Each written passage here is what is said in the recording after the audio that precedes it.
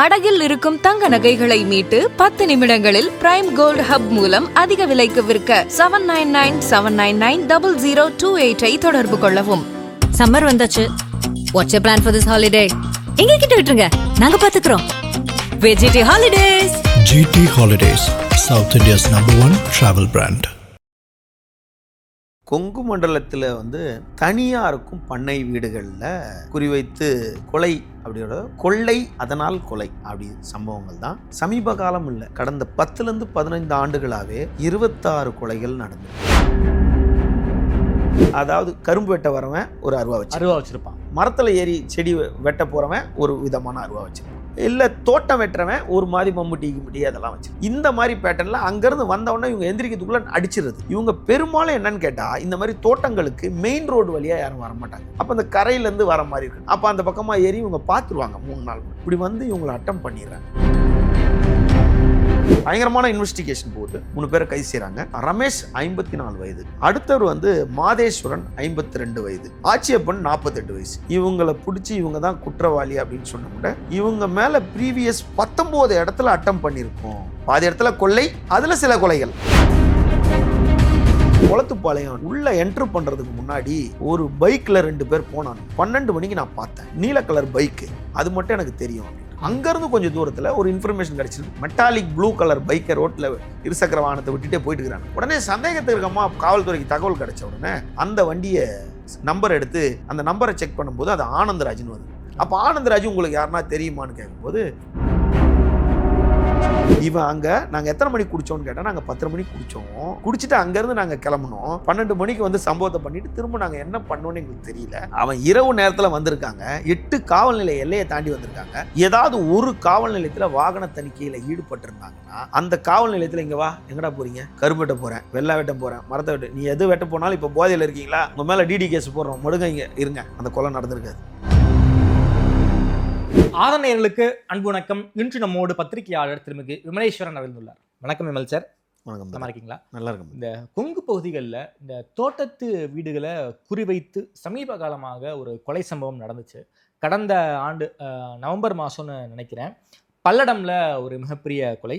அதற்கு அப்புறமாக சிவகிரியில் ஒரு சமீபத்தில் ஒரு கொலை. ஒரு 3 நாளைக்கு முன்னாடி பரமத்தி வேலூரில் ஒரு மூதாட்டியை கொலை பண்ணியிருக்காங்க. இந்த 3 கொலையுமே ஒரே மாடஸ் ஆப்ராண்டி. அவங்க 3 பேர் இருக்கிறது தோட்டத்தை வீடு. நல்லா தெரிஞ்சவங்க தான் அந்த சம்பவத்தை பண்ணியிருக்கணும். இந்த 3 கொலையிலையுமே காவல்துறை மிக விரைவாக புலனாய்வு செய்து குற்றவாளிகளை கைது பண்ணியிருக்காங்க. ஈரோடு, பல்லடம் இந்த 2 கொலையில் ஒரு 4 பேர் ஈடுபட்டிருக்காங்க. சமீபத்தில் நடந்த அந்த பரமத்தி வேலூர் அந்த சாமியாத்தாள்ங்கிறவங்க படுகொலை சம்பவத்திலையும் கூடிய விரைவில் காவல்துறை அந்த குற்றவாளிகளை கண்டுபிடிச்சிருக்காங்க. கொங்கு ரீஜியன் தோட்டத்து வீடுகளை குறிவைத்து நடக்கப்படும் இந்த கொலை சம்பவங்கள் எப்படியெல்லாம் நடந்திருக்கு, இந்த பின்னணியை பற்றி கொஞ்சம் சொல்லுங்கள். குறிப்பாக காவல்துறை எப்படி அந்த குற்றவாளிகளை கூடிய சீக்கிரத்தில் அரெஸ்ட் பண்ணாங்க, அந்த பின்னணியை சொல்லுங்கள் சார். கொங்கு மண்டலத்தில் தனியாருக்கும் பண்ணை வீடுகளில் குறிவைத்து கொலை அப்படியோட கொள்ளை அதனால் கொலை அப்படி சம்பவங்கள் தான் சமீப காலம் இல்லை, கடந்த 10லேருந்து 15 ஆண்டுகளாகவே 26 கொலைகள் நடந்திருக்கு. அதில் முதல் ஒரு 5 ஆண்டுகள் ஒரு 13 கொலைகள் நடந்திருக்கு. நடுவில் ஒரு 5 ஆண்டுகள் அப்படி அப்படியே விட்டுட்டு அதுக்கப்புறம் இப்போ ஒரு 13 கொலைகள் அப்படி இப்படின்னா 26 கொலைகள் நடந்திருக்கு. ஓகே. கொங்கு மண்டலம்னு பார்த்தீங்கன்னா இப்போ நம்ம பரபரப்பாக பேசப்பட்டது எதுன்னா, கடந்த 2024ஆம் ஆண்டு நவம்பர் மாதம் 28ஆம் தேதி நடந்த சம்பவம் தான் பரபரப்பாக பேசப்படுது. அது எங்கன்னா திருப்பூர் மாவட்டம் பல்லடம் அருகே இருக்க சேமலை கவுண்டம்பாளையம்ன்ற ஒரு பகுதி கிராமத்தில் ஒரு தோட்டத்து வீட்டில் வசித்து வந்த ஒரு 78 வயது தெய்வ சிகாமணி, ஒரு 74 வயது அலமாத்தாள், அவங்களோட அன்று அந்த சம்பவம் நடைபெற அன்று ஒரு நிகழ்ச்சி, குடும்ப உறவினர் வீட்டு நிகழ்ச்சிக்காக அவங்க பெற்றோருடன் தங்கிய அதாவது செந்தில்குமார்ன்றவர், அவர் வேறு பெங்களூர்லேருந்து அவர் அங்கே தங்கியிருந்தார். ஐடி கம்பெனியில் வேலை பார்க்குறார். அவரும் அந்த இருந்ததுனால 47 வயது செந்தில்குமார் அவரும் படுகொலை செய்யப்பட்டார். அங்கு அந்த கொலை மூவர் கொலை பிரபலமாக பேசப்பட்டுச்சு. அப்போது உடனடியாக காவல்துறை நடவடிக்கை எடுக்கும்போது பொதுவாகவே இப்பகுதி வந்து இந்த பண்ணை வீடுகள் அப்படின்னும் போது கிராமத்துக்குள்ள ஒரு ஊர் தெருவில் ஒரு வீட்டில் ஒரு தெருவில் பக்கத்தில் வீடு, ஒரு 10 அடிக்கு ஒரு வீடு, ஒரு 40 அடிக்கு வீடு, ஒரு 30 அடிக்கு ஒரு வீடு அதை சுற்றி காம்பவுண்டு ஒரு வீடு, வீடு ஒரு தோட்டம் அது பக்கத்தில் ஒரு தெருவில் பார்த்தா இந்த பக்கம் 10 வீடு, இந்த பக்கம் 20 வீடு, இப்படி இருக்கும். ஆனால் இந்த மாதிரி பண்ணை வீடுன்ற போது அந்த ஊர் எல்லைக்கு முன்னாடி ஒரு பெரிய தோப்பு இருக்கும், அந்த தோப்புக்குள்ளே ஒரு வீடு இருக்கும். அங்கேருந்து உள்ளேருந்து டேன்னு கத்துனா கூட அந்த கேட்டுக்கிட்ட கேட்காது. ஆனால் ரோட்டில் யாருன்னா போனால் அந்த நாய் கண்டிப்பாக வளர்ப்பாங்க, அந்த நாய் கலக்கிற சத்தம் கேட்கும். இந்த வீடு வந்து இந்த நம்ம போகும்போதே பார்த்துருப்போம் நிறைய ஊர்களில், ஊருக்குள்ளே என்ட்ரன்ஸ் ஆகிறதுக்கு முன்னாடியே ஒரு வீடு, ஒத்த வீடுன்னுவாங்க. அந்த ஊருக்காரங்களை கேட்கும்போது அது ஒத்த வீடுன்னுவாங்க. ஒரு சிலர் என்ன பண்ணுவாங்க, பக்கத்தில் இருக்க தோட்டத்தில் இன்னொரு வீடு வாங்கி வச்சுட்டு பட் அங்கே வசிக்கிறாங்களோ இல்லையா அங்கே ஒரு வீடு இருக்கும். அப்படின்னு பார்க்கும்போது இந்த மாதிரி தோட்டத்தில் எப்படி வருவாங்க எல்லாரும் அப்படின்னா, நேராக வருவாங்க. இப்போது வந்த உடனே நாங்கள் தென்னை மரத்தில் தேங்காய் பறிக்கணுன்னா சொல்லுங்கம்மா, ஐயா சொல்லுங்க ஐயான்னா அங்கே வயதானவர்கள் இருக்காங்க. இல்லைப்பா நீ அடுத்த மாதம் வாப்பான்னுவார். பூச்சி அரைச்சிருக்கு, தென்னை மரத்தில் பூச்சி அரிச்சிருக்கு, அணில் வந்து பூவெல்லாம் கடிச்சிருக்கு, அணில் விளையாது போடலாம்ல, எவ்வளோ வேணா போயிடுச்சு அப்படின்னாரு. இவங்க வந்து இல்லைப்பா எங்ககிட்ட ஒருத்தர் ரெகுலராக வந்து மரம் வெட்டுறாருன்னு சொன்னால் அப்போ உரம் வச்சிங்களான்னு கேட்பாங்க. 20 வருஷம் மரம் மாதிரி தெரியுது, சுற்றி உரம் போடலாம்ல, நாங்கள் வைப்போன்னுவாங்க. இல்லை நாங்கள் போன வருஷம் தான் வச்சிட்டோம் அப்படின்னா, இல்லை பூவெல்லாம் வந்து அணில் படித்து வேஸ்ட் ஆகிடுச்சு பாருங்கள், அதுக்கு வலை போட்டிங்கன்னா ஒரு அணில் வராதுல்ல, நாங்கள் வலை போட்டு அணிலை நாங்கள் பிடிச்சிக்கிட்டுமான்னு கேட்பாங்க. ஓகே. அப்போ என்ன சொல்லுவாங்க, எவ்வளோப்பா ஆகுது வலைக்கு அப்படின்னாங்க, எத்தனை மரம் இருக்குது ஐயா நாங்கள் போடுறோம்யா அப்படின்வாங்க. இல்லை கழிக்கணுமா அப்படியே என்ன சொல்லுவாங்க, சரி அந்த பின்னால் இருக்க ஒரு 50 மரத்தில் அந்த கழிவை மட்டும் கழிச்சு விட்ருப்பா அப்படின்னு ஒன்று, அந்த மட்டையை கழிச்சு விடுப்பான்னொன்னா அதுக்கு ஒரு ஆள் வந்து அவங்க கழிச்சிட்டு அது ஒரு அப்படியே வரும்போது சரி சாப்பாடுனா இந்த மோர் இருந்தால் கொடுங்க, தயிர் இருந்தால் கொடுங்க, சாப்பாடு எடுத்துன்னு வந்துருக்கோம், அதில் போட்டு சாப்பிட்டுக்கிறோம். இப்படி ஒரு பேச்சுவார்த்தை நடக்கும். அதன் தொடர்ச்சியாக என்ன பண்ணுவாங்க, அடுத்த முறை வருவாங்க, ஐயா நீங்கள் எந்த ஊரியா, அவங்க பையன் எந்த ஊர்லையா இருக்காங்க, என் பையன் கூட தான் காலேஜ் படிக்கிறான், என் பையன் ஸ்கூல் படிக்கிறான், உங்கள் பையன் எங்கே இருக்காங்க, இந்த மாதிரி சின்ன பையனுக்கு இன்னும் இந்த பையன் வெளியூரில் இருக்கான், அந்த பையன் இருக்கான், இந்த பையன் அந்த காலேஜில் தங்கி படிக்கிறான், அவன் அதுக்கு படிச்சிருக்கான், இதுக்கு படிச்சிருக்கான், அப்போ அதுக்கு பொண்ணு இருக்கா அப்படின்னா இந்த ஊரில் ஒரு பொண்ணு இருக்குன்னு. நீங்கள் தோட்டம் வெட்டுறவங்க கூட முகம் முதியவர்களுக்கு கொஞ்சம் மறதி குறைவாக இருக்கும், பேச்சு மறந்துடும். அவங்க யாருடா வந்து பேசுவான்னு பார்த்துட்டு இருப்பாங்க. அப்போ போனால் இப்போ நம்ம வீட்டு வாசலில் வாங்க தண்ணி சாப்பிட்றீங்களா, என்ன இந்த வந்துருக்கீங்க, சும்மா போன கூட எங்கே அட்ரஸ் வேணுமான்னு கேட்குறவங்க தனியாக இருக்கும்போது அவங்க வந்து சரி பேசுவாங்கன்னும் போது வந்த உடனே இங்கே அந்த ஊரில் கூட ஒரு பொண்ணு இருக்குது நான் வேணா கேட்கலாம் இப்படின்னும் போது ஒரு அவங்களுக்குள்ள ஒரு அந்யோன்யம் உள்ளுக்குள்ளே வந்துருவாங்க. அவங்க வந்த உடனே அடுத்து ஒரு சில நாட்களில் அப்படி வருவாங்க, வந்து வண்டியை பார்க் பண்ணுவாங்க. வண்டியை பார்க் பண்ணிட்டு என்னன்னு கேட்டால், ஐயா யாருங்க நீங்கள் அப்படின்னு கேட்பாங்க. ஐயா நான் இல்லையா அன்னைக்கு தோட்டம் வெட்ட வந்தேனே, பொண்ணுலாம் சொல்லியிருந்தேனே. முதியோர்களுக்கு மறதி இயல்பாகவே இருக்கும். ஒன்று ஆமாம் சொல்லுப்பா என்னப்பா, இல்லை வண்டி நின்று போச்சு, அதுக்காக வண்டி இங்கே விட்டுட்டு போகிறோம், அந்த பக்கத்தில் ஒரு வேலை இருக்கும், சாயந்தரம் வந்து எடுத்துகிட்டு போகிறேன். இது இரவு நேரமாக இருந்து சாயந்தரம் வந்து எடுத்துகிட்டு போகிறேன்ட்டு அப்படி வந்து இரவு நேரமாக இருக்கும்போது அவங்க யாருன்னு கேட்கறதுக்குள்ள உள்ள அங்கேருந்து வர்றதுக்கு தான் அவங்களுக்கு ஆள் தேவை. அங்கே வரும்போதே ஐயோன்னு கத்திட்டாங்கன்னா எல்லாருக்கும் தெரிஞ்சிடும்ன்றனால அங்கே அதை சொல்லிக்கிட்டே உள்ளே வந்து அந்த 3 நாள் வாட்டி வர்றதுக்குள்ளே அந்த நாய் கொஞ்சம் பழகிடும். ஆமாம், அடுத்த முறை வரும்போது 2 வாட்டி குலைக்கும், 3ஆவது வாட்டி பக்கத்தில் வந்துடும். இதை பயன்படுத்தி முதியோர்கள் என்ன பண்ணுவாங்க, பையனோ பொண்ணோ வெளியூரில் இருந்தால் கூட இவர் வந்தார், இந்த ஊர்லேருந்து உன்னை வந்தார், சென்னையிலேருந்து வந்தார், உன்னை கேட்டார், திருநெல்வேலியிலேருந்து வந்து கேட்டார்ப்பா, இந்த மாதிரி லெட்ரு வந்துச்சுப்பா, அப்படி தான் நினைவுபடுத்தி சொல்லுவாங்களே தவிர தோட்டம் வெட்டுறதுக்கு ஆள் வந்தாங்க, அணிலுக்கு வயல் கட்டுறதுக்கு ஆள் வந்தாங்க, இது எல்லாத்தையும் பெற்றோர்கள் வந்து வயசானவங்க சொல்ல மாட்டாங்க, யாருக்கிட்டையும் அதை ஷேர் பண்ண வேண்டிய வேலையே இருக்காது. அப்படின்னும் போது இதை ஒரு பகடக்காயாக பயன்படுத்தி தான் இந்த சம்பவம், அதாவது முதல்ல நடந்தது 28/11 விடிஞ்சா 29/11 அந்த பல்லடம் பக்கத்தில் சோமலை கவுண்டம்பாளையத்தில் நடந்தது. அதாவது 100 நாட்களை கடந்துருச்சு. 100 நாட்களை கடந்து குற்றவாளிகளை கண்டுபிடிக்க முடியல. போதியன்னு கேட்டால் அப்பகுதியில் 5 கிலோமீட்டர் தூரத்திற்கு எந்த இடத்துலையுமே சிசிடிவி கேமராக்கள் இல்லை. அதனால என்னென்ன ரூட்லலாம் கண்டுபிடிக்க முடியுமோ காவல்துறையும் ரொம்ப தீவிரமாக ஆலோசனை.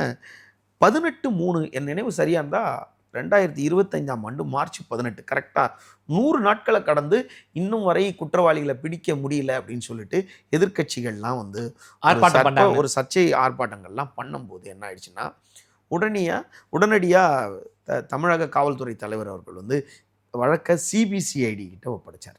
சிபிசிஐடிக்கு ஒப்படைச்சோன்னா சிபிசிஐடி விசாரணை நடைபெற்று கொண்டிருக்கும் போது அடுத்த அதாவது 18/3 சிபிசிஐடி கிட்ட ஒப்படைக்கிறாரு. அடுத்து ஒரு சம்பவம் 28 நாளில் ஒரு சம்பவம் பக்கத்து டிஸ்ட்ரிக்ட், அதாவது ஈரோடு டிஸ்ட்ரிக்ட். இது நடந்தது வந்து திருப்பூர் டிஸ்ட்ரிக்ட். அது நடந்து ஈரோடு டிஸ்ட்ரிக்டில் சிவகிரின்ற ஒரு ஊருக்கு பக்கத்தில், சிவகிரிக்கு அருகே உள்ள விளக்கத்தின்ற ஒரு ஊர், அது பக்கத்தில் உச்சிமேடுன்னு ஒரு பகுதி. அந்த உச்சிமேட்டில் அங்கே ஒரு வில்லேஜ் விளாங்காடு வலசு பகுதின்னு வாங்க, விளாங்காடு வலசு பகுதி. அந்த பகுதியில் இருக்க அந்த ஊரில் இருக்கவங்க எல்லாரும் கேட்டால் மேகரையான் தோட்டம், மேகரையான் தோட்டம், இந்த தோட்டத்துக்கு பேர் மேகரையான் தோட்டம். இப்போ ஊருக்காரங்க ஒரு பேர் வச்சுருவாங்களா, அது மேகரையான் தோட்டம். அங்கே தோட்டத்தை சார்ந்தவர் ராமசாமி 75 வயது, பாக்கியம்மாள் 63 வயது. இவங்க இருவரையும் வந்து இதே பேட்டர்னில் ஒரு ஆள் வந்து சம்பவம் அதாவது அட்டம் பண்ணிடுறாங்க. இவங்க கொலை செய்யப்படுறாங்க. இவங்க கொலை செய்யப்பட்டவுடனே இது பிரச்சனைகள் சர்ச்சை எப்படி பெருசாகுது. எப்படி கொலை பண்ண இதே மாதிரி தான். அதே மாதிரி இவங்க எப்படின்னா, ஏதாவது ஒரு இரும்பு ராடு எடுத்துகிட்டு வர்றது, இல்லை அதாவது கரும்பு வெட்ட வரவன் ஒரு அருவா வச்சுருப்பான், கருத அதாவது மரத்தில் ஏறி செடி வெட்ட போகிறவன் ஒரு விதமான அருவா வச்சுருப்பான், இல்லை தோட்டம் வெட்டுறவன் ஒரு மாதிரி மம்முட்டி கிம்முட்டி அதெல்லாம் வச்சுருப்பான். இந்த மாதிரி பேட்டர்னில் அங்கேருந்து வந்தவொடனே இவங்க எந்திரிக்கிறதுக்குள்ளே அடிச்சிருது. இவங்க பெரும்பாலும் என்னன்னு கேட்டால், இந்த மாதிரி தோட்டங்களுக்கு மெயின் ரோடு வழியாக யாரும் வரமாட்டாங்க. பின்பக்கம் அந்த தோட்டங்களுக்கு எவ்வளோ பெரிய ஆள் தோட்டமாக இருந்தாலும் 4 பக்கமும் வந்து அடைப்பு இருக்காது. ஒரு பக்கம் கேட்டு போட்டிருக்கோம், மீதி 2 பக்கம் பென்சிங் போட்டிருக்கோம், பின்னாடி ஒரு பக்கம் முள்ளுவேலி இருக்கும். இல்லை கொஞ்சம் அனுபவத்தில் வச்சுக்கலான்னு கொஞ்சம் இடத்த கொஞ்சம் ஆசை யாரை விட்டுச்சு கொஞ்சம் அப்படி சேர்த்து இருப்பாங்க. அப்போ அந்த கரையிலேருந்து வர மாதிரி இருக்கும். அப்போ அந்த பக்கமாக ஏறி இவங்க பார்த்துருவாங்க 3 நாள். இப்படி வந்து இவங்களை அட்டம் பண்ணிடுறாங்க. இந்த சம்பவம் நடக்கிறது எப்போன்னு கேட்டால் 28/4/2025 இந்த சம்பவம் நடக்குது, ஏப்ரல் மாதம். அதாவது எங்கள் ஈரோடு மாவட்டம் சிவகிரியில் இவங்களை ராமசாமி பாக்கியம்மாளை. அதன் தொடர்ச்சியாக 28 சம்பவம் நடக்குது. 18/5 தனிப்படை, நிறைய தனிப்படை போட்டு தேடுறாங்க. 18/5 வந்து ஒரு 3 பேரை கைது செய்கிறாங்க. பயங்கரமான இன்வெஸ்டிகேஷன் போகுது. 3 பேரை கைது செய்கிறாங்க. அதில் ஒருத்தர் நபர் பேர் வந்து ரமேஷ் 54 வயது, அடுத்தவர் வந்து மாதேஸ்வரன் 52 வயது, மூன்றாவது ஒருத்தர் ஆச்சியப்பன் சொல்லிட்டு, ஆச்சியப்பன் 48 வயசு.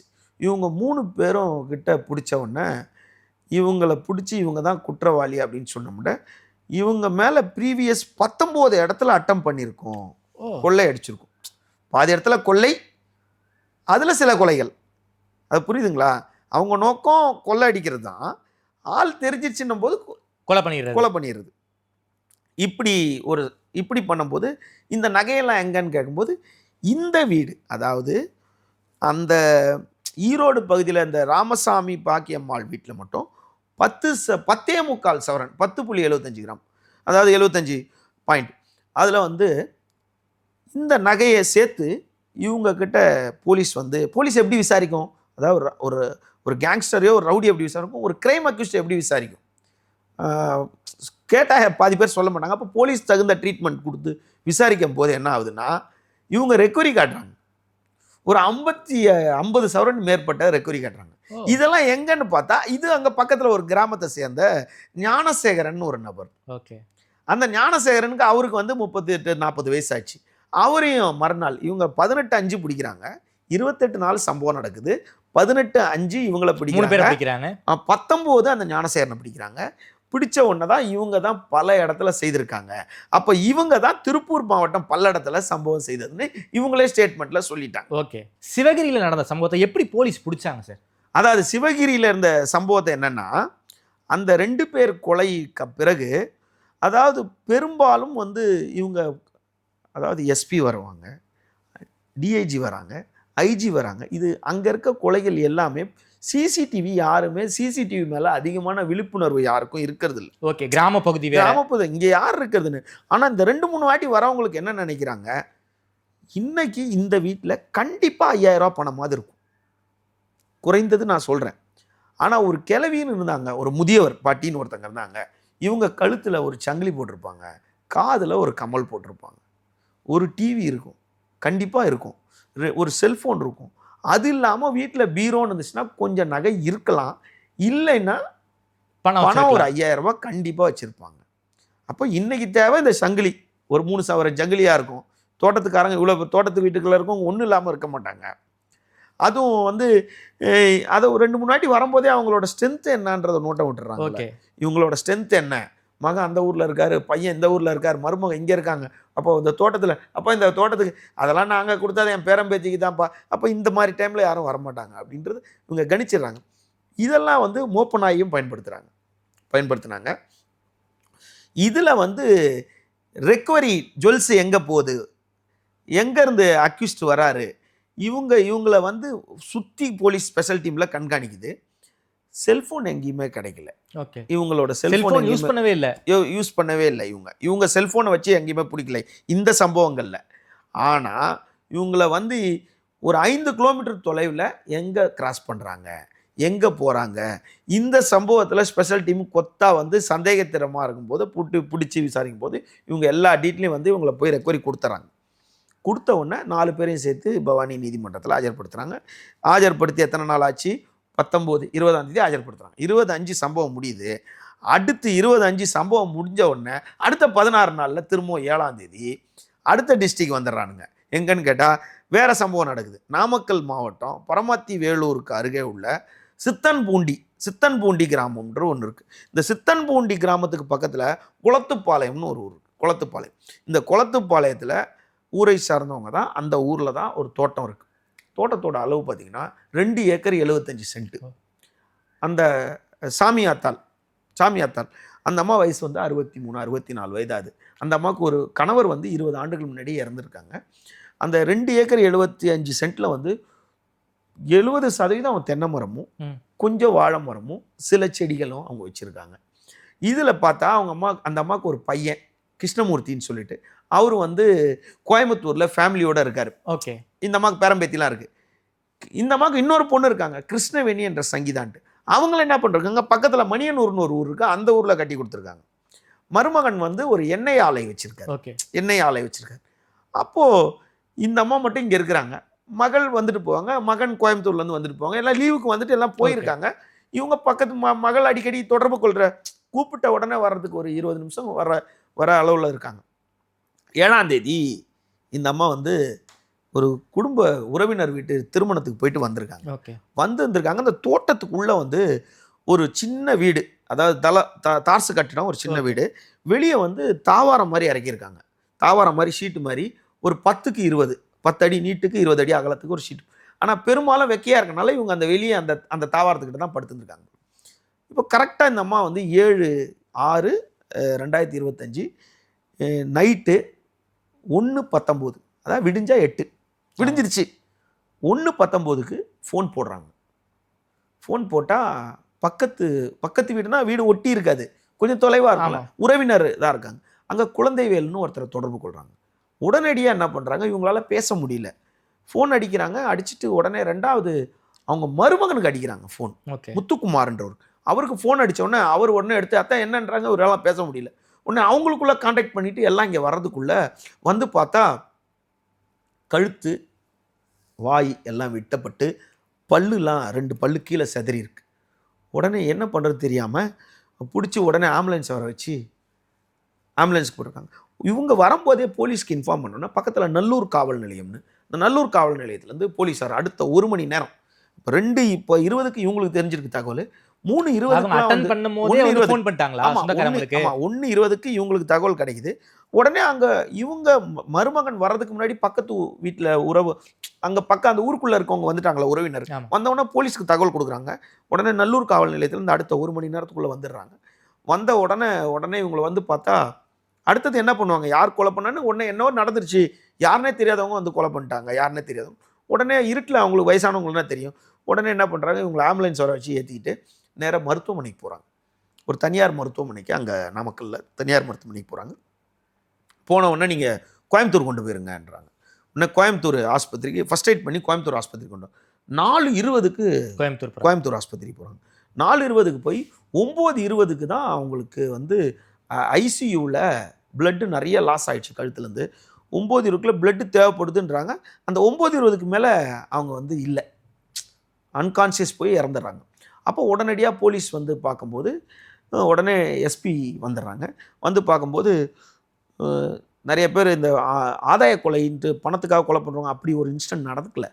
எப்படி நடக்கலைன்னா இவங்க முழிச்சிருக்கும் போது தான் வெட்டியிருக்காங்க. ஆமாம். ஏன்னு கேட்டால் இவங்க படுத்திருக்கும் போது கொலை பண்ணியிருந்தா அந்த படுக்கை அந்த கட்டில் பெட்லேயே வச்சு பெட்ஷீட் மேலே ரத்தம் வந்திருக்கும். பட்டு அங்கே ரத்தம் இல்லை, தரையில் தான் சிந்தி இருக்கு. அப்போ இவங்க எழுந்திரிச்சிருக்காங்க. ரெண்டாவது இவங்களே எழுந்திரிச்சு போய் தான் லைட்டு போட்டிருக்காங்க. ஓகே, கழுத்துலையும் வாயிலையும் வெட்டிட்டு அவங்க லைட்டு போட்டிருக்காங்க. லைட்டு போட்டுட்டு வந்து தன்னோட பிறகுதான் ஃபோன் பண்ணியிருக்காங்க. ஆமாம், தலகாணியை எடுத்து அந்த தலகாணி பர்ஸு பக்கத்தில் முதியோர்கள் என்ன பண்ணுவாங்க, பர்ஸு சுருக்கு போய் இங்கே வச்சிருப்பாங்க. இப்போ சுருக்கு போய் வைக்கிறவங்களாம் கிராரில் தலானி பக்கத்தில் ஃபோனையும் பர்ஸையும் வச்சிருக்கு. ஃபோன் எடுத்து கூப்பிட்டுருக்காங்க. அப்போ லைட்டு போட்டு ஃபோனை கூப்பிட்டுருக்காங்க. அப்போ இவ்வளோ தூரம் நடந்திருக்குன்னா இவங்களுக்கு தெரிஞ்சவங்க தான், ஒருத்தவங்க கொலை பண்ணியிருக்காங்க. பட் இது வந்து பணத்துக்காக பண்ணதில்லை. அதனால் இதை வந்து நீங்கள் ஊடகங்களில் எதுவும் விசாரணை போயிட்டு இருக்கும்போது அப்படி வெளியிடக்கூடாது, இப்படி இது பண்ணக்கூடாது, சட்டப்படி நடவடிக்கை எடுக்க பண்ணணும்ட்டு காவல் கண்காணிப்பாளர் ராஜேஷ் கண்ணன் வழக்கமான முறையில் அவர் ஒரு அறிவிப்பு கொடுத்தார். ஆனால் அன்று இரவு அவங்க இறந்துட்டாங்க. அங்கேருந்து பாடி வந்து நாமக்கல் ஜிஹெச்சுக்கு வந்துருச்சு. நாமக்கல் ஜிஹெச்சில் வந்து மார்ஜரியில் வந்து போஸ்ட்மார்ட்டத்துக்கு இருக்கும்போது, போஸ்ட்மார்ட்டம் பண்ணியிருக்கும்போது உறவினர் பாடியை வாங்க மாட்டேன்னு பிரச்சனை பண்ணுறாங்க. அப்போது டிஐஜி ஐஜி எல்லாம் வந்து காம்ப்ரமைஸ் பண்ணி உத்தரவாதம் கொடுக்குறாங்க, நாங்கள் அக்யூஸ்டாக அரெஸ்ட் பண்ணுறோம், நீங்கள் வாங்க அப்படின்னு சொல்லும்போது அப்போ தான் வந்து வீட்டில் வந்து ஃபுல்லாக நோட்டம் விடுறாங்க. பட் அந்த அம்மா வந்து என்ன பண்ணியிருக்காங்க, அந்த உறவினர்கிட்ட எல்லாம் கேட்டிருக்காங்க, இப்படின்னு காட்டி பின்னாடி இருக்கான்னு கேட்டிருக்காங்க. என்னென்னா அவங்களால பேச்சு வரல, ஆனால் ரத்தம் ஃபுல்லாக போயிருக்கு. என்னென்னா பின்னாடி வண்டி ஒரு டிவிஎஸ் மொபைல் ஒன்று வச்சுருந்துருக்காங்க பின்னாடி, அது ஒரு புது வண்டி போல இருக்குது. அந்த வண்டியை திருடுறதுக்கு வந்தவன் நம்மளை வெட்டியிருக்கானா அப்படின்ற ஒரு எண்ணத்துல கூட பின்னாடி வண்டி இருக்கானா உடனே போயிட்டு வண்டி இருக்குன்னுலாம் சொல்லியிருக்காங்க. வண்டி பின்னாடி தான் இருக்குது. அப்போ யாருன்னு தெரியல. அவங்களும் ஒன்று ஹாஸ்பிட்டல் போயிட்டாங்க, இதாகிட்டாங்க. அப்புறம் வந்து விசாரிக்கும் போது பக்கத்து ஊர் இந்த குளத்துப்பாளையம் பக்கத்து பகுதியை சேர்ந்த சந்திரசேகர்னு ஒருத்தர் காலையில் வந்திருக்காரு. சார், நான் நைட்டு ஒரு கல்யாணத்துக்கு போயிருந்தேன். நான் வந்து 1 மணிக்கு தான் வீட்டுக்கு வந்தேன். 12 மணிக்கு இந்த குளத்துப்பாளையம் உள்ள என்ட்ரு பண்ணுறதுக்கு முன்னாடி ஒரு பைக்கில் 2 பேர் போனானுங்க. ஓகே, 12 மணிக்கு நான் பார்த்தேன். ஓகே, 2 பேர் போனாங்க. நீல கலர் பைக்கு, அது மட்டும் எனக்கு தெரியும் அப்படின்னு இருக்காங்க. கொஞ்சம் தூரத்தில் பார்த்தா அங்கேருந்து கொஞ்சம் தூரத்தில் ஒரு இன்ஃபர்மேஷன் கிடச்சிருக்கு. ஒரு பைக்கை மெட்டாலிக் ப்ளூ கலர் பைக்கை ரோட்டில் இருசக்கர வாகனத்தை விட்டுட்டே போயிட்டு இருக்கிறானுங்க. ஓகே, கொஞ்சம் தூரத்தில். அது ஓடலையா இல்லை பெட்ரோல் இல்லாமல் போனாங்களான்னு உடனே சந்தேகத்துக்கு இருக்கமா காவல்துறைக்கு தகவல் கிடைச்ச உடனே அந்த வண்டியை நம்பர் எடுத்து அந்த நம்பரை செக் பண்ணும்போது அது ஆனந்தராஜ்னு வந்தது. அப்போ ஆனந்தராஜ் உங்களுக்கு யாருன்னா தெரியுமான்னு கேட்கும்போது அப்பா அந்த அம்மா சாமியாத்தாளோட மருமகன் முத்துக்குமார் சொல்லியிருக்காரு, இல்லை அவரை நல்லா தெரியும் ஆனந்தராஜ்ன்றவன், அவன் ஒரு குடிநோயாளி, குடிகாரன். அவன் வந்து என்ன பண்ணுறான், என்னுடைய ஆலையில் தான் வேலை பார்த்தான், எண்ணெய் ஆலையில். ஆனால் எண்ணெய் ஆலையில் வேலை பார்த்துட்டு அவன் சரியாக வரல, மது அருந்திட்டு பிரச்சனை பண்ணான்னா அவனை அனுப்பிச்சிட்டேன். அதுக்கப்புறம் அவன் இங்கே என்ன பண்ணான், என் கடையில் சேர்க்கலன்ட்டு இந்த அம்மாவை கூட நல்லா தெரியும். இந்த தோட்டத்தில் ஏதாவது கிளீனிங் பண்ணணும், மரம் வெட்டணும், செடி வெட்டணும்னா வருவான். பக்கத்தில் கரும்பு வெட்டத்தில் போவான். தோட்டத்துக்குள்ளே கரும்பு காட்டில் வெள்ளம் காய்ச்சிற வேலை செய்கிறான். ஓகே, அப்படின்னும் போது அவன் நம்பரை வாங்கி அவன் நம்பரை ட்ரேசர் பண்ணால் அவனோட டவர் வந்து அந்தியூரில் காட்டுது. ஓகே, அந்தியூர்னு ஒரு பகுதியில் அவனோட டவர் காட்டுது. உடனே காவல்துறை முடிவு பண்ணிடுச்சு. அந்தியூருக்கு உடனே டவரை எடுத்து போகும்போது அங்கே ஒரு அக்கா வீட்டில் அவர் உட்காந்துருக்காரு. போலீஸ் போய் அவரை டேக் ஓவர் பண்ணுறாங்க. ஸ்பெஷல் டீம் 5 டீம் போடுறாங்க, உடனடியாக போடுறாங்க. அடுத்த சம்பவம் நடக்குது நைட்டு 1 மணிக்கு, இது எல்லாருக்கும் தெரியுது. அடுத்த நாள் 9 மணிக்கு டிஐஜி ஐஜிலாம் வந்துட்டாங்க. வந்துட்டு உடனே ஸ்பெஷல் டீம் போட்டு தொக்கா பிடிச்சிட்டாங்க. தொக்கா போய் அவர் அந்தியூரில் பிடிக்கிறாங்க. பிடிச்ச உடனே அவர் சொல்கிறாரு, நீ எந்த ஊர் அப்படின்னா, நான் வந்து அரியலூர் பக்கத்தில் உடையார்பாளையத்தை சார்ந்த பூர்வீகம். ஓகே, ஆனால் நான் ஈரோடு பக்கத்தில் தாளவாடியில் இருக்கேன். அந்த அம்மாவை நீங்கள் தானே கொண்டீங்க அப்படின்னு கேட்கும்போது, என் கூட அஜித்குமார்னு ஒருத்தர் வந்தார், என் நண்பர். அவரும் வந்து ஈரோடு எங்கள் தாளவாடியில் இருக்கவர், அவரும் நானும் ஒன்றா தான் இருக்கிறோம் அப்படின்னு. உடனே அவரை பிடிச்சிட்டு வந்து என்கொயரி பண்ணுறாங்க. என்ன பண்ணீங்க அப்படின்னா, நாங்கள் அந்தியூரில் ஒரு இடத்துக்கு வந்தோம், வந்து இங்கே மது அருந்தினோடனே எங்களுக்கு போதுமான பணம் இல்லை. சரி, நம்மளுக்கு இவ்வளோ கஷ்டமாக இருக்கு, பணம் இப்போ தேவை அப்படின்னா என்ன பண்ணலான்னா, இந்த அம்மா இங்கே இருக்குது, இந்த தோட்டத்தில் நான் ஏற்கனவே வந்து வேலை பார்த்துருக்கேன், அந்த குடும்பத்தில் அவங்க மருமகன் இங்கே இருக்கிறாரு, அவங்க வீட்டில் யாரும் இருக்க மாட்டாங்க, அந்த ஆயா தனியாக இருப்பாங்க, அதனால் அங்கே போனால் அந்த அம்மா கிட்ட பணம் இருக்கும், அந்த அம்மாவை கொலை பண்ணிட்டு அந்த பணத்தை எடுத்துடலான்ட்டு நாங்கள் அந்தியூர்லேருந்து நாங்கள் போனோம். போகும்போது ஒரு மதுவை அருந்தனால திரும்ப ஒரு பாட்டில் மதுவை வாங்கிட்டு அருந்திட்டு இன்னொரு பாட்டில் மதுவை எடுத்துக்கிட்டு இருசக்கர வாகனத்தோட பெட்ரோல் டேங்க் மேலே எங்களோட கரும்பு வெட்டக்கூடிய அருவாவை வச்சுக்கிட்டு நாங்கள் போனோம். போயிட்டு கிட்ட வண்டி எடுத்துகிட்டு போகக்கூடாதுன்னு இந்த தோட்டத்துக்கு ஒரு பல்லாங்க முன்னாடியே கொஞ்சம் தொலைவிலேயே இந்த குளத்துப்பாளையம் கூட்டு ரோட்லேயே நாங்கள் வண்டியை விட்டுட்டு அங்கேருந்து அந்த மதுவை அருந்திட்டு நாங்கள் கரையோரமாக போனோம். அதுக்கப்புறம் என்ன நடந்துச்சுன்னு தெரியல, அன்கான்ஷியஸ் ஆகிட்டோம். நாங்கள் போனது கொள்ளடிக்க தான், ஆனால் பட் அங்கே எதுவுமே இவங்க கொள்ளை அடிக்கலை, கொலை தான் பண்ணியிருக்காங்க. ஆனால் இதில் ஒரு விஷயம் என்னென்னா, அந்தியூர்லேருந்து இவங்க வர வழியில் அந்தியூர், பவானி, சித்தோடு, ஈரோடு, கருங்கல்பாளையம், பள்ளிப்பாளையம், திருச்செங்கோடு, நல்லூர் 90லேருந்து 95 கிலோமீட்டர். எங்கள் அந்தியூர்லேருந்து இந்த சம்பவம் குளத்துப்பாளையம் இருக்குல்ல, இங்கே வர்றதுக்கு 95 கிலோமீட்டர். இந்த 95 கிலோமீட்டர் 10 கிலோமீட்டருக்கு ஒரு போலீஸ் ஸ்டேஷன் இருக்குது. அப்போது அந்தியூர் காவல் நிலையத்தை தாண்டி இருக்காங்க, பவானி காவல் நிலையத்தை தாண்டி இருக்காங்க, சித்தோடு காவல் நிலையத்தை தாண்டி இருக்காங்க, ஈரோடு காவல் நிலையத்தை தாண்டி இருக்காங்க, கருங்கல்பாளையம் காவல் நிலையத்தை தாண்டி இருக்காங்க, பள்ளிப்பாளையம் காவல் நிலையத்தை தாண்டி இருக்காங்க, திருச்செங்கோடு காவல் நிலையத்தை தாண்டி இருக்காங்க, அடுத்து நல்லூர் காவல் நிலையத்துக்கு எல்லைக்குள்ளே இருக்க இந்த இடத்துல வந்திருக்காங்க.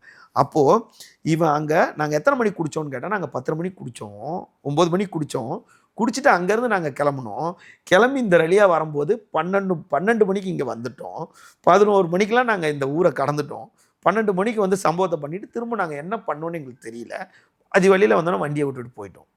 அப்போது அவன் இரவு நேரத்தில் வந்திருக்காங்க, 8 காவல் நிலைய எல்லையை தாண்டி வந்திருக்காங்க. ஏதாவது ஒரு காவல் நிலையத்தில் வாகன தணிக்கையில் ஈடுபட்டிருந்தாங்கன்னா, அந்த காவல் நிலையத்தில் இங்கே வா, எங்கடா போகிறீங்க, கரும்பு வெட்ட போகிறேன், வெள்ளை வெட்ட போகிறேன், மரத்தை வெட்ட, நீ எது வெட்ட போனாலும் இப்போ போதையில் இருக்கீங்களா, உங்கள் மேலே டிடி கேஸ் போடுறோம், மடுங்க, இங்கே இருங்க, அந்த கொலை நடந்திருக்காது. இல்லை போய் படுங்க, காலைல அனுப்புகிறோம், ஸ்டேஷனில் வந்து எழுதி கொடுத்துட்டு போங்க, 2 அடியை போட்டு படுக்க வச்சுருந்தா அவன் அந்த கொலை நடந்திருக்காது. அவங்க இத்தனை இடத்தையும் காவல் நிலைய எல்லையை தாண்டி வந்திருக்காங்க. அப்போ இங்கே எங்கேயுமே அவங்களுக்கு மாட்டலை. இதில் ஒரு ஹைலைட் என்னன்னா, திரும்பவும் அதே ரூட்டில் போயிருக்காங்க, அந்தியூருக்கு போயிருக்காங்க, சம்பவத்தை பண்ணிட்டு அந்தியூருக்கு போயிருக்காங்க. ஆனால் இதே இடத்துக்கு போயிருக்காங்க, அப்பயும் மாட்டாமல் போயிருக்காங்கன்னா, இப்போது அந்தியூர்லேருந்து வர வழியில் இந்த இடத்துக்கு வர வழியில் நடுவில் கரூர் போகிற இடத்துக்கு ஒரு பாலம் இருக்குது. இப்போ அந்த இடத்துல ஒரு பாலம், 2 பாலம் இருக்குது, 2 வழி இருக்குது. அதில் இந்த பாலத்துக்கிட்ட அந்த 8 காவல் நிலையத்தில் ஏதாவது ஒரு காவல் நிலைய எல்லைக்குட்பட்ட இடத்துல வாகன தணிக்கையில் சோதனை சாவடியில் ஈடுபட்டிருந்தாங்க, நைட்டு இரவு சோதனையில் ஈடுபட்டிருந்தாலும் இப்போ ஹெல்மெட் இல்லைன்னா பிடிக்கிறாங்க, குடிச்சிட்டு ஒயின் ஷாப்புக்கிட்ட வந்து முனையில் பிடிக்கிறாங்க. அப்போ இவ்வளோ பெரிய இடத்துல அவன் 90 கிலோமீட்டர் சுதந்திரமாக அருவா வந்து பெட்ரோல் பங்க்கு, பெட்ரோல் டேங்க் மேலே இருக்க கவரில் வச்சுக்கிட்டு வந்திருக்கும் போது இவ்வளோ கவனக்கரைவாக விட்டுட்டு இன்றைக்கி இது ஒரு பெரிய சர்ச்சை பொருளாக்கி, சர்ச்சையை எதிர்கட்சி அனைத்து கட்சியும் இப்போ சர்ச்சையை ஆக்கி, காவல்துறைக்கு இப்போ முதல்வரே சட்டம் என்ன பேசினார் அன்றைக்கி முதல்வரே, அங்கொன்றும் இங்கொன்றும் நடக்கிறத விஷயம், அதாவது நடந்தது நாமக்கல் டிஸ்ட்ரிக்ட், திருப்பூர் டிஸ்ட்ரிக்ட், அந்த பக்கம் ஈரோடு டிஸ்ட்ரிக்ட், இந்த 3 டிஸ்ட்ரிக்ட்ல நடந்தது சேர்த்து வச்சு கொலைகள் பெருசாகிடுச்சு, கொங்கு இதிலே கொலை நடந்துருச்சு அப்படின்னு காவல்துறை பேரை வந்து களங்கப்படுத்துறாங்கன்னு சொல்லியிருந்தார். ஆனால் இப்போ நேற்று முன்தினம் வந்து டேவிட்சன் தேவாசீர்வாதம் அவர்கள் வந்து காவல்துறை இதுலேருந்து ஒரு ப்ரெஸ் மீட் கொடுக்கும்போது அவர் என்ன சொன்னாங்கன்னா, இல்லை ஃபண்டு ரிலீஸ் ஆகிருக்கு, அப்பகுதியில் இந்த கொங்கு மண்டலத்தில் மட்டும் ஒரு 4 லட்சம் கேமரா பதிவு செய்கிற மாதிரி இருக்குது அப்படின்னு சொன்னாங்க. வரவேற்கத்தக்கது, குற்றவாளியில் பிடிச்சிருக்காங்க.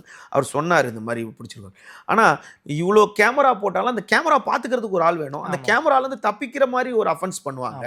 அப்போது அவர் சொன்னார், எங்ககிட்ட அதாவது ஆட்கள் பத்தலை, அது ஒரு குறை இருக்குது அப்படின்ற ஒரு விஷயம் சொன்னாலும், ஒரு எல்லா காவல் நிலையத்திலும் ஹெல்மெட் கேஸ் பிடிக்கிறதுக்கு ஆள் இருக்கிறாங்க. இரவு வாகன தணிக்கையில் ஈடுபடும் போது இது இந்த இடத்துல குறைபாடாக விட்டுட்டாங்களோ அப்படின்றது தான் அப்பகுதி மக்களோட இதாக இருக்குது. இப்போ அப்படி பார்த்தா கூட எதிர்க்கட்சி தலைவர் வந்து இந்த மாதிரி கொலைகள் அதிகமாக நடந்திருக்கு அப்படின்னு ஒரு அறிக்கை விட்டிருந்தார். ஆக்சுவலாக பார்த்தீங்கன்னா குற்ற ஆவண காப்பகத்திலேருந்து அவங்க கொடுக்குற ஸ்டேட்மெண்ட்டே பார்த்தா ஆக்சுவலாக 2011 2015 வரைக்கும் 8678 கொலைகள் நடந்திருக்கு. அதாவது 2011 2015 வரைக்கும், 2015 2020 வரைக்கும் 7740 கொலைகள் நடந்திருக்கு. ஆனால் மொத்த கொலைகள், அதாவது 2011 2020 வரைக்கும் மொத்த கொலைகள் 16418 கொலைகள் நடந்திருக்கு. அப்போது 2011லேருந்து 2020 வரைக்கும் 16,418 கொலைகள். அதில் ஆதாய கொலைகள்னு பார்த்தீங்கன்னா 1013 ஆதாய கொலைகள். அதில் முதல் 5 ஆண்டு 11 to 15 615 ஆதாய கொலைகளும், 15 to 20 398 ஆதாய கொலைகளும். அப்படி கணக்கு பண்ணி பார்த்தா இப்போ 2021லேருந்து இப்போ 24 வரைக்கும் 6,261 கொலைகள் நடந்திருக்கு. அதில் ஆதாய கொலைகள் 336 கொலைகள் தான் நடந்திருக்கு. இது வந்து உடனே குற்றவாளியை கைது செய்திருக்காங்க. இன்னும் அந்த மக்கள் எதிர்பார்க்குறாங்க. மற்ற வழக்குகள்லாம் எல்லா குற்றவாளியும் பிடிச்சு வச்சிட்டதுனால, வேற வேற குற்றங்களை செய்ததுனால, அந்த மூவர், இந்த 4 அதாவது ஆச்சியப்பன், அந்த ரமேஷ், இந்த மாதேஸ்வரன், இவங்களை ஏன் கஸ்டடிக்கு எடுக்கலன்றது நேற்று வரைக்கும் ஒரு கேள்வியாகவே இருந்துட்டு இருக்கு. விரைவில் காவல்துறை அதுக்கு உண்டான நடவடிக்கை எடுக்கும்னு நம்புகிறோம். சமீப காலமாக இந்த கொங்கு ரீஜியனில் நடந்த அந்த 3 அந்த தோட்டத்து வீடு கொலையை பற்றி ரொம்ப பெருமையாக சொன்னீங்க. குறிப்பாக இந்த பல்லடம், சிவகிரி இந்த 2 கொலையையும் ஒரே குரூப் தான் பண்ணாங்க. அந்த குரூப்பு இதுக்கு முன்னாடி 19 சம்பவங்களை பண்ணியிருக்காங்க. அந்த 19 சம்பவத்தில் இவங்க மாட்டாமல் இந்த 2 சம்பவத்தின் மூலமாக அந்த சம்பவங்கள் வந்து வெளிச்சத்துக்கு வந்திருக்கு. அதே போல் சமீபத்தில் நடந்த இந்த பரமத்தி வேலூர் சாமியாத்தால் அவங்க கொலை நடந்த பின்னணியை பற்றி ரொம்ப விரிவாக பேசுறீங்க. காவல்துறை ரொம்ப அலர்ட்டாக இருக்கணும். கிட்டத்தட்ட 9 போலீஸ் ஸ்டேஷனை கடந்து வந்து இந்த கொலையை பண்ணிட்டு திரும்பி அந்தியூருக்கே போயிருக்காங்க. காவல்துறை ரொம்ப தீவிரமாக விசாரிக்கணும், சிசிடிவி எல்லாம் வைக்கணும் அப்படின்னு வந்து ஒரு அட்வைசரி நோட்டோட இந்த வீடியோ பேசியிருக்கீங்க. நேரில் இருந்து எனக்கு கொடுத்து பேசியமைக்கு நன்றி மல் சார். மிக்க நன்றி.